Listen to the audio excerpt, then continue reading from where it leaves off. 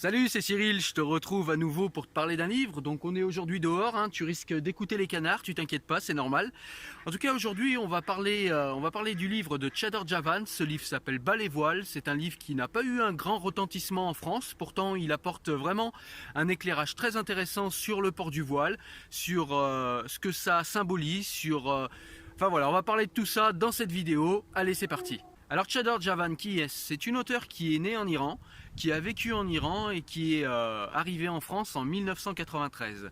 Donc elle a été voilée, elle a vécu la révolution de 1979 grâce à Khomeini. Et donc elle a porté le voile de 13 à 23 ans. Et donc elle va nous raconter dans ce livre eh bien qu'est-ce qu'elle voile. Donc c'est pas seulement le fruit de son vécu, puisqu'elle a passé le plus clair de son temps ensuite à essayer de comprendre ce qui s'est passé. Voilà, donc ce que je te propose, c'est de te lire un petit extrait du livre afin qu'on rentre dans le vif du sujet assez rapidement et puis qu'on sache de quoi on parle assez rapidement.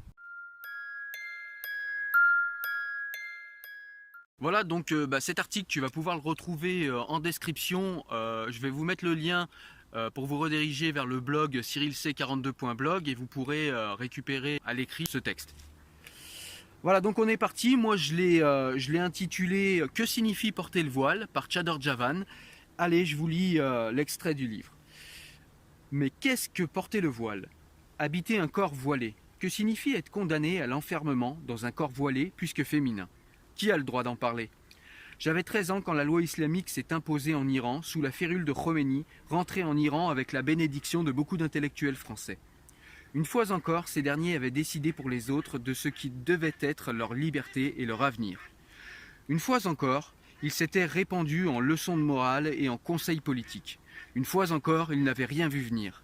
Ils n'avaient rien compris.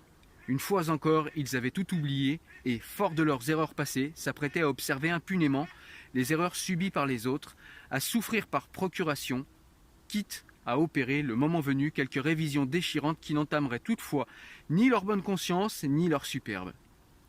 Certains intellectuels français parlent volontiers à la place des autres. Et aujourd'hui, voilà qu'ils parlent à la place de celle qu'on n'entend pas. La place que tout autre qu'elle devrait avoir la décence de ne pas essayer d'occuper. Car ils continuent, ils signent, ils pétitionnent, ces intellectuels. Ils parlent de l'école, où ils n'ont pas mis les pieds depuis longtemps, des banlieues, où ils n'ont jamais mis les pieds. Ils parlent du voile sous lequel ils n'ont jamais vécu. Ils décident des stratégies et des tactiques, oubliant que celles dont ils parlent existent, vivent en France, pays de droit, et ne sont pas un sujet de dissertation, un produit de synthèse pour exposer en 3 parties. Cesseront-ils jamais de paver de bonnes intentions l'enfer des autres, prêts à tout pour avoir leur nom en bas d'articles de journaux? Peuvent-ils me répondre, ces intellectuels? Pourquoi voile-t-on les filles? Seulement les filles, les adolescentes de 16 ans, de 14 ans, les fillettes de 12 ans, de 10 ans, de 9 ans, de 7 ans, pourquoi cache-t-on leur corps, leur chevelure? Que signifie réellement voiler les filles? Qu'est-ce qu'on essaie de leur inculquer, d'instiller en elles? Car au départ, elles n'ont pas choisi d'être voilées, on les a voilées. Et comment vit-on, habite-t-on un corps d'adolescente voilée?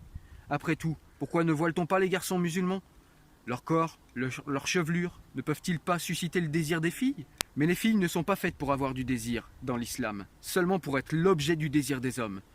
Ne cache-t-on pas ce dont on a honte, nos défauts, nos faiblesses, nos insuffisances, nos carences, nos frustrations, nos anomalies, nos impuissances, nos bassesses, nos défaillances, nos erreurs, nos vulnérabilités, nos fautes, nos fraudes, nos délits, nos culpabilités, nos vols, nos viols, nos péchés, nos crimes? Chez les musulmans, une fille, dès sa naissance, est une honte à dissimuler puisqu'elle n'est pas un enfant mâle. Elle est soit l'insuffisance, l'impuissance, l'infériorité. Elle est l'objet potentiel du délit. Toute tentative d'acte sexuel par l'homme avant le mariage relève de sa faute. Elle est l'objet potentiel du viol, du péché, de l'inceste, ou même du vol d'un simple regard, puisque les hommes peuvent lui voler la pudeur d'un simple regard. Bref, elle est la culpabilité en personne, puisqu'elle crée le désir, lui-même coupable chez l'homme. Une fille est une menace permanente pour les dogmes et la morale islamique. Elle est l'objet potentiel du crime. Égorgée par le père ou les frères pour laver l'honneur taché, car l'honneur des hommes musulmans se lave avec le sang des filles. Qui n'a pas entendu des femmes hurler leur désespoir dans les salles d'accouchement où elles viennent de mettre une fille au monde au lieu du fils désiré?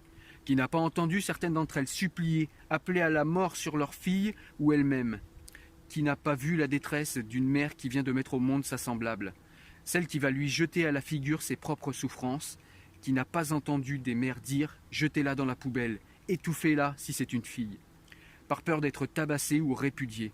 Ne peut-on pas comprendre l'humiliation d'être une femme dans les pays musulmans? Je rends ici hommage au film de Jafar Panahi, Le Cercle, qui met en scène la malédiction de n'être fille dans un pays musulman. Voilà, donc le décor est planté. Dans ce livre, Chedor Javan va nous parler de la symbolique du voile, de ce que ça représente pour l'islam, pour un homme musulman, pour une femme musulmane. Qu'est-ce que ça engendre? Qu'est-ce que c'est concrètement au quotidien de vivre avec le voile? Qu'est-ce que ça engendre comme comportement chez la femme, comme comportement induit chez l'homme également? Voilà, donc c'est toutes ces choses qui vont être traitées dans ce livre, et vraiment sans concession, et surtout avec de l'expérience, 10 ans à passer sous un voile, à subir un voile, puisque je rappelle, Chedor Javan était en Iran avant 1993, c'est-à-dire que pour elle c'était ou le voile ou la mort. Et donc elle va nous raconter un petit peu ce que c'est le voile en Iran, ce que ça signifie dans la symbolique et dans l'éthos et l'éros musulman que le voile, mais elle va également appliquer sa grille de réflexion à la France, tout en tenant bien compte que la France est un pays de droit et que le contexte est légèrement différent, même si la symbolique est pour Chedor Javan la même. Donc juste entre parenthèses, c'est quand même un livre qu'il aurait fallu faire lire à tous les membres de la commission Stasi, ça aurait été vraiment quelque chose d'intéressant qu'ils lisent ce bouquin, qu'ils prennent enfin en compte la parole de ceux qui vivent ce sur quoi ils dissertent, et voilà, ça aurait peut-être changé leur manière d'appréhender la chose et du coup leur manière de traiter la chose. Donc ce que j'ai bien aimé dans ce livre, c'est que vraiment c'est un livre sans concession, c'est un livre avec une parole vraiment libérée. C'est ce que j'aime bien souvent chez les personnes qui malheureusement ont grandi ou ont vécu en dictature, c'est qu'une fois qu'on leur libère la parole, sachant vraiment ce qu'est le prix de la liberté, ils en usent et abusent pour notre plus grand plaisir. Et ils nous expliquent en quoi cette liberté est pour nous un devoir, pour nous qui sommes nés avec, pour nous qui l'avons eu sans lutter, à quel point c'est un devoir pour nous de la garder. Ce que j'aime bien également dans le livre, c'est qu'on est vraiment aussi dans une description complète de ce que signifie le voile, de ce que c'est au niveau symbolique. Et Chedor Javan va vraiment s'appuyer sur des textes musulmans. Elle va vraiment s'appuyer également sur toute la sociologie des pays arabes, on va dire, même si chaque pays est extrêmement différent. Le fait que tous ces pays dont on parle soient musulmans, ça leur donne quand même une base commune à certains niveaux. Et du coup, elle va analyser ça dans le détail. Et c'est vrai que c'est extrêmement riche et extrêmement intéressant, même pour ceux qui sont dans la défense du voile et d'accord avec le voile. Eh bien, c'est quand même un livre qui est intéressant parce que ça va leur permettre de comprendre précisément bien la symbolique du voile, d'où elle sort, d'où elle vient, quel est son historique et pourquoi on en est là où on en est aujourd'hui dans les pays musulmans et pourquoi on en est là où on en est aujourd'hui en France. Comme vous avez pu le comprendre dans le texte que j'ai lu en début de vidéo, Chedor Javan est également extrêmement critique envers l'Occident et particulièrement la France, et particulièrement les intellectuels français qui sont sans arrêt en train de faire du relativisme culturel parce qu'ils n'ont pas à en subir les conséquences. Et je pense que ce qu'elle veut nous dire dans le livre, c'est qu'il serait bien que de temps en temps on laisse quand même parler les personnes qui ont subi le voile, qui l'ont vécu et qui, elles, ont des choses à dire. Mais on les écoute pas. Voilà, on va écouter toutes les personnes qui se sont autoproclamées porte-parole des musulmans, porte-parole des femmes voilées, porte-parole de ci et de ça. Mais les vraies personnes, celles au quotidien qui ont subi ou vécu ce genre de choses, eh bien on ne les écoute absolument jamais.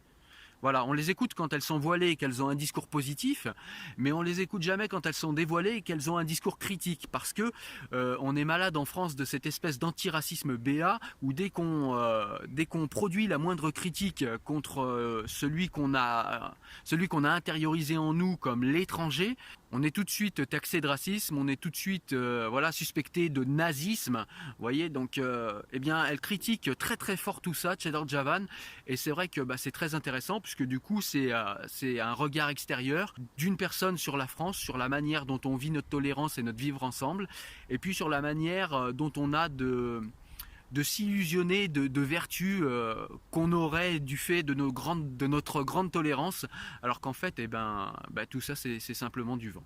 Ce que j'ai un petit peu moins aimé dans le livre, c'est qu'on voit que Chedor Javan est un petit peu dans le ressentiment vis-à-vis de l'islam. Alors si je peux la comprendre, voilà, quand on voit ce qu'elle a vécu, qui pourrait ne pas la comprendre? Moi je pense que j'aurais été pire à sa place d'ailleurs.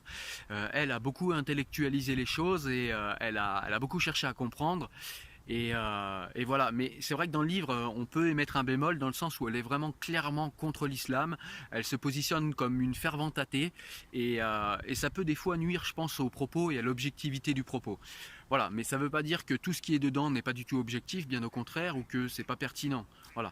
Mais simplement, voilà, ce petit bémol, c'est vrai que des fois, on sent qu'elle est clairement anti-islam. Voilà, pas dans l'insulte ou dans les choses un petit peu, voilà, un petit peu infantiles, mais voilà, vraiment dans les concepts, elle nous montre que vraiment pour elle, l'islam, c'est quelque chose qui n'est absolument pas pertinent en termes de spiritualité. Donc ça, j'ai envie de dire, c'est propre à chacun et c'est un petit peu le bémol que j'émettrais sur ce livre. Par contre, quand elle parle et quand elle critique de l'islam en tant que système politique, là je trouve qu'elle est extrêmement légitime et extrêmement pertinente en plus, hein. Donc voilà, ça reste un très très bon livre et vraiment je vous conseille de le lire. Ça va vraiment enrichir le débat de fond sur ce fameux voile islamique dont on parle sans parler depuis maintenant plus de 10 ans et où les choses n'avancent pas, j'ai même l'impression qu'elles reculent. Voilà, comme tu l'as compris, j'ai beaucoup aimé ce livre, je te le recommande extrêmement vivement. Je te mets un petit lien en description si jamais tu as envie de l'acheter. Je te mets également des petits liens vers d'autres extraits sur le blog cyrilc42.blog, hein, si jamais tu as envie de voir d'autres extraits. Je te laisse me mettre un petit pouce bleu si tu as aimé la vidéo, me rejoindre éventuellement sur le profil Tipeee si tu veux me soutenir activement pour mon travail. En tout cas, quant à moi, je te dis à la prochaine vidéo. Ciao, ciao, salut!